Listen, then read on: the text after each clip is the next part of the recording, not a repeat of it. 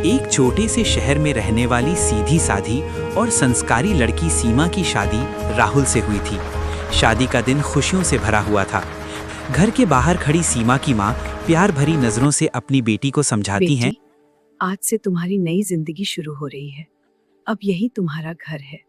अपने ससुराल को हमेशा अपना ही घर समझना। आप चिंता मत कीजिए माँ, आपने मुझे जो संस्कार दिए हैं मैं उन्हें हमेशा याद रखूंगी। मुझे बहुत खुशी है बेटा। शादी की सभी रस्में पूरी होने के बाद राहुल और सीमा अपने नए घर में प्रवेश करते हैं। लंबा दिन होने की वजह से दोनों काफी थक चुके थे। घर के दरवाजे पर सास शारदा देवी और ननद पायल खड़ी होकर उन्हें देख रही थीं। शारदा देवी और पायल के मन में एक ही सवाल बार बार आ रहा था, आखिर सीमा अपने मायके से दहेज में क्या क्या लेकर आई है?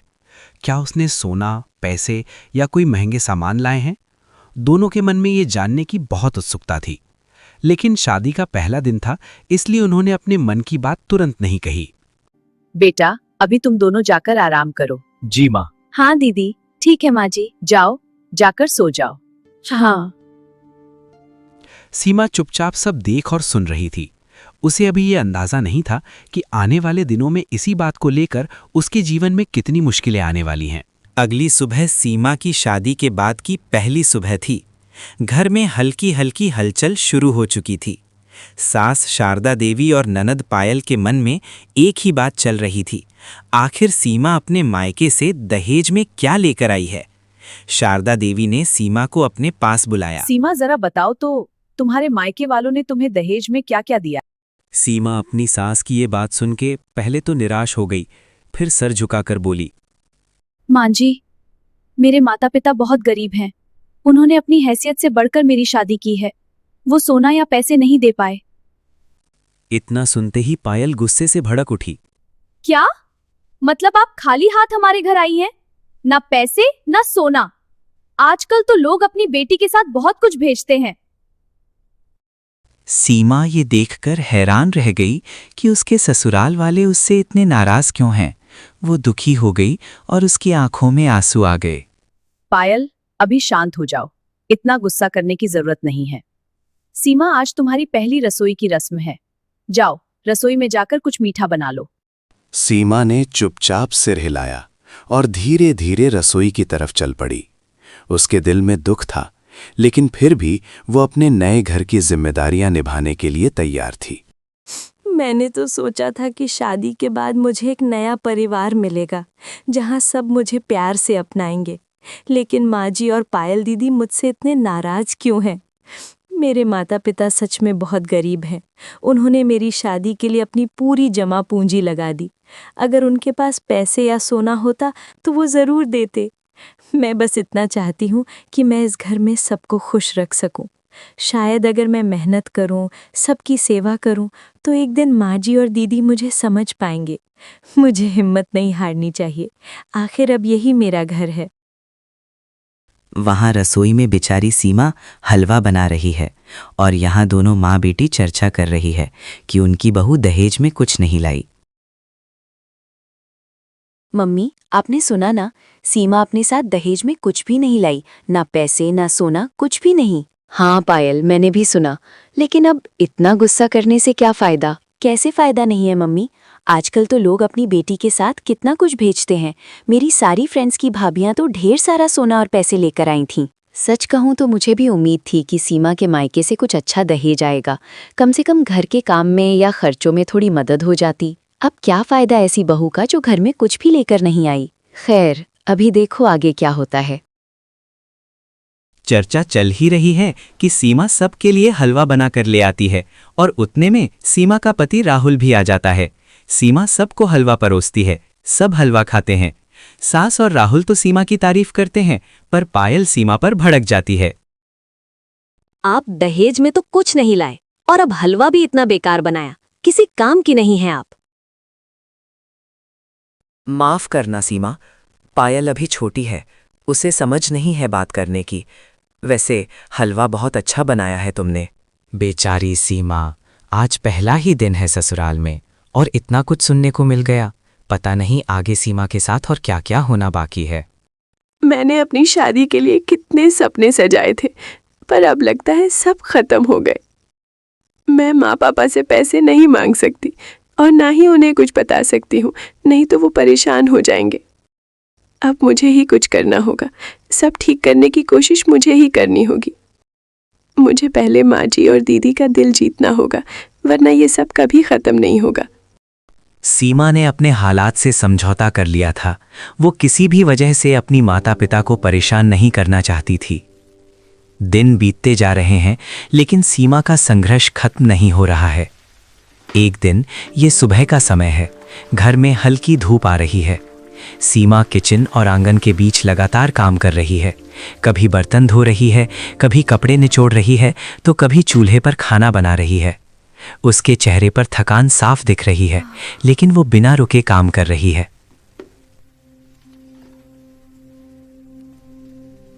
अरे ओ सीमा, खाना नहीं बना क्या अभी तक? कितना धीरे काम करती हो। इतने दिन हो गए ससुराल आए, अभी तक नहीं पता क्या कि हमें 1 बजे खाना चाहिए होता है? जी माँ जी, अभी बन गया है। आप और दीदी टेबल पर बैठिए, मैं अभी खाना परोसती हूँ। अगर कुछ पैसे ले आती तो एक ओवन खरीद लेते, खाना बनाने में भी आसानी हो जाती तुझे। तेरे लिए ही बोल रही हूँ, मुझे दहेज का कोई लालच थोड़ी है।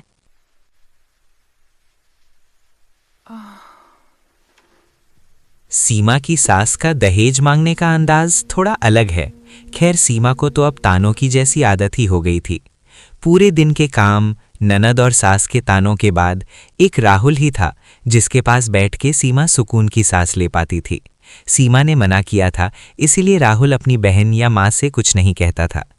सीमा, मैं जानता हूं कि पूरे दिन तुम काम करके थक जाती हो, ऊपर से पायल और माँ के ताने।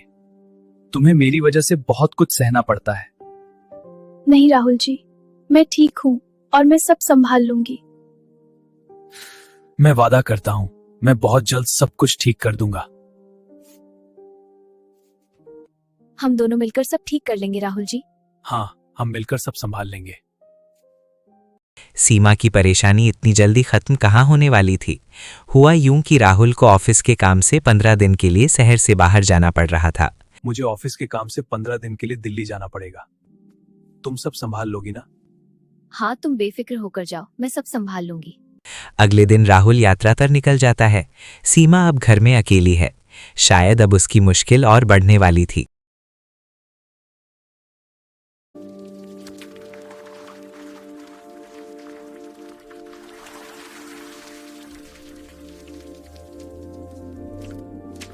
भाभी, ये मेरे कुछ गंदे कपड़े हैं, आप इन्हें धो देना। और हाँ, थोड़ा ध्यान से धोना, बहुत महंगे कपड़े हैं। वैसे भी आप पैसे तो लाई नहीं कि आप मेरे लिए एक नई ड्रेस खरीद सकें। मैं इन्हें साफ से धोऊंगी। पायल दीदी, कपड़े मुझे दे दीजिए। ठीक। शाम को पायल का अपनी दोस्तों के साथ बाहर जाने का प्लान था। वो रेडी होने जा रही थी, लेकिन तभी उसे अपनी फेवरेट ड्रेस नहीं मिली। ड्रेस ना मिलने की वजह से उसका गुस्सा बढ़ता गया। उसने पूरे कमरे में ढूंढा, लेकिन जब ड्रेस कहीं नहीं मिली तो वो चिढ़कर सीमा पर चिल्लाने लगी। सीमा, मेरा फेवरेट ड्रेस कहाँ है? मैंने यही रखा था। नहीं दीदी, मैंने आपका कोई ड्रेस नहीं छुआ, मुझे सच में नहीं पता। हाँ, तुम्हें क्या पता होगा? ना तो अपने साथ कुछ लेकर आई हो, ना ही किसी चीज की कदर करना आता है। दहेज में कुछ लाती तो कम से कम अपने कपड़े तो होते तुम्हारे पास। दूसरों की चीजों पर नजर रखने की जरूरत नहीं पड़ती। पायल गलत नहीं कह रही है सीमा। आजकल हर लड़की कुछ ना कुछ लेकर ही आती है अपने ससुराल। हमने तो कुछ खास मांगा भी नहीं था, लेकिन खाली हाथ आना भी ठीक नहीं होता। बिना कुछ सोचे समझे उसने सारा गुस्सा सीमा पर निकाल दिया, जबकि सीमा को इस बारे में कुछ भी पता नहीं था। बेचैन और परेशान पायल का गुस्सा एक बार फिर सीमा के लिए मुश्किल बन गया। समय बीतता गया और घर का माहौल वैसा ही बना रहा। एक दिन अचानक शारदा देवी की तबीयत बहुत खराब हो गई। उन्हें तेज बुखार और कमजोरी ने घेर लिया, जिससे वे बिस्तर से उठ भी नहीं पा रही थीं। घर में अफरा तफरी मच गई, लेकिन हैरानी की बात यह थी कि पायल अपनी ही दुनिया में व्यस्त रही। पायल बेटा, जरा पानी दे दे, बहुत कमजोरी लग रही है। माँ, मुझे देर हो रही है, मेरी फ्रेंड्स इंतजार कर रही हैं। सीमा है ना, वही देख लेगी। ऐसे समय में वही सीमा जो हमेशा ताने और तकलीफें सहती आई थी, बिना कुछ सोचे समझे अपनी सास की सेवा में लग गई। माँ जी, आप बिल्कुल चिंता मत कीजिए, मैं यही हूँ। मैं आपका पूरा ख्याल रखूंगी। उठकर दवाई खा लीजिए। हाँ बेटा।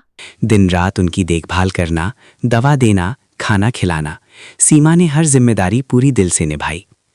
सीमा की इतनी सच्ची सेवा और देखभाल देखकर शारदा देवी के दिल में पछतावा जागने लगा। उन्हें अपनी हर वो बात याद आने लगी जब उन्होंने बिना वजह सीमा को ताने दिए और उसे दुख पहुंचाया। अब उन्हें एहसास हो रहा था कि जिस बहू को उन्होंने कभी अपनाया नहीं, वही आज पूरे दिल से उनकी सेवा कर रही है। शर्म और ग्लानि से उनका सिर झुक गया और उनके दिल में पहली बार सीमा के लिए सच्चा अपनापन और प्यार जाग उठा। सीमा, मैंने तुम्हारे साथ बहुत गलत किया है। बिना वजह तुम्हें ताने दिए, तुम्हें दुख पहुंचाया। आज जब तुम मेरी इतनी सेवा कर रही हो, तब मुझे अपनी गलती का एहसास हो रहा है।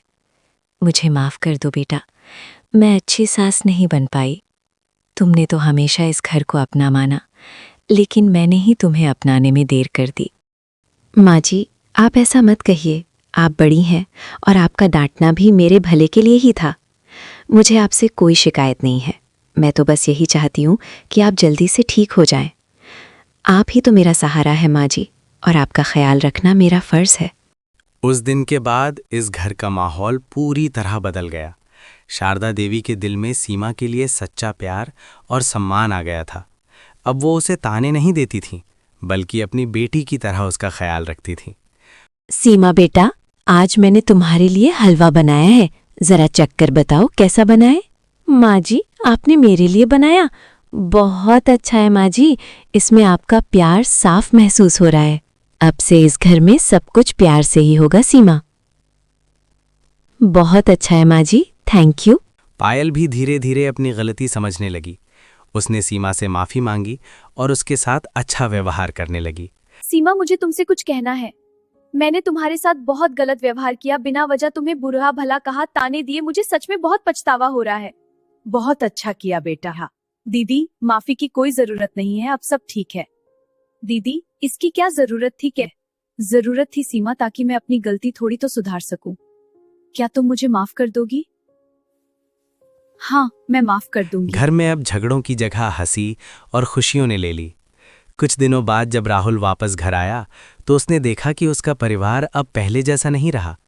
अरे वाह, मुझे तो विश्वास ही नहीं हो रहा। कहीं सपना तो नहीं देख रहा मैं। सीमा अब इस घर की सिर्फ बहू नहीं, बल्कि दिल से बेटी बन चुकी थी। सीमा, मैं बहुत खुश हूं कि माँ और पायल को अपनी गलती का एहसास हो गया है। हाँ, मुझे भी बहुत अच्छा लगा। अब सब ठीक हो जाएगा। हाँ।